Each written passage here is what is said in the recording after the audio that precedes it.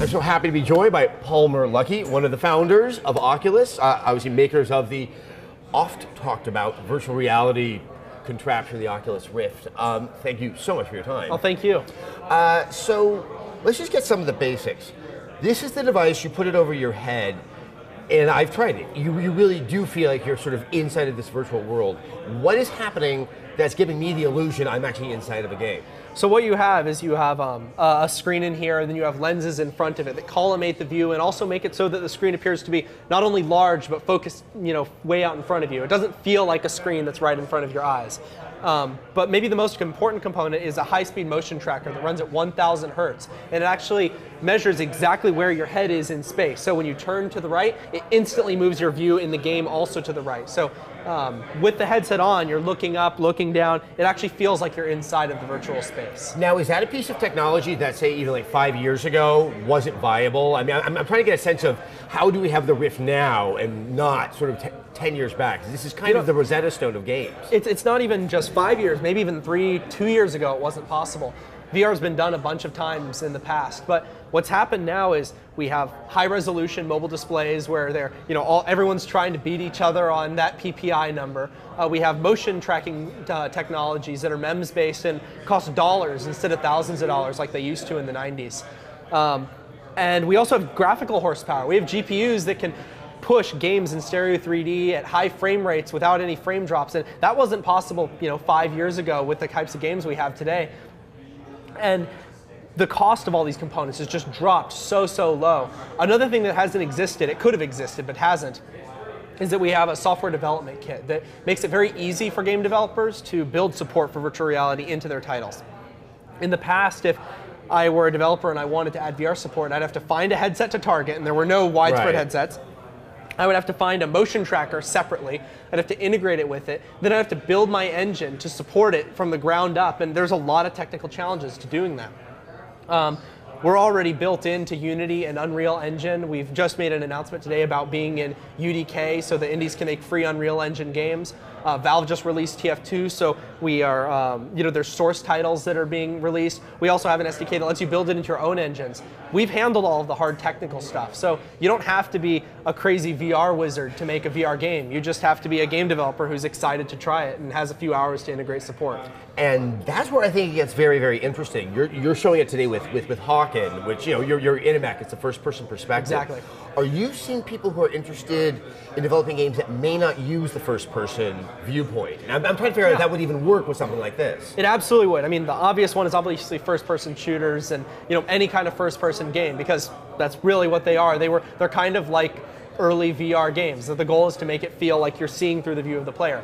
We've been messing around with real-time strategy titles where rather than having to move your view around on the playing field, you can just look up and see what's going on over there. Or third-person games where you're still in the game kind of in a first-person sense where you can look around the world, but it looks like you're controlling an action figure on the battlefield using your controller. And that's just a really different experience that's still really compelling. It's still a lot more immersive than just looking at a screen and controlling one of these characters. Not every genre is going to work in VR. Like a 2D side-scroller is going to have a hard time. But a lot of different genres, and maybe somebody innovates there. Maybe there's some kind of genre involving 2D side-scrolling in VR that nobody's ever thought of before. And that's actually the most exciting thing, is people who are experimenting with entirely new genres that only work in virtual reality. And that's, I think, where I'm wondering what you're seeing out there, that we're looking at games that kind of existed without the VR and they're being integrated with it. Are you seeing people who are just trying to make a VR game, period, like it will only work with the Oculus Rift? Yeah, so what we're seeing right now are ports, because these are games that are already done, all the design decisions were already made. And now they're retrofitting them for VR support, because that's the fastest way to get to a VR game, is have the game done already. But there are people who are working on titles that are specifically for the Rift. Like there's one on Kickstarter right now called The Gallery. There's another one called Sound Self, and it's an indie game project. The Sound Self isn't exclusive to the Rift. It isn't just for VR, but it was designed with VR in mind from day one. From the beginning, the designers of the game wanted to support the Rift. So that lets them make design decisions right at the beginning where they say, hey, what would be great in VR? Just the same way with the Wii.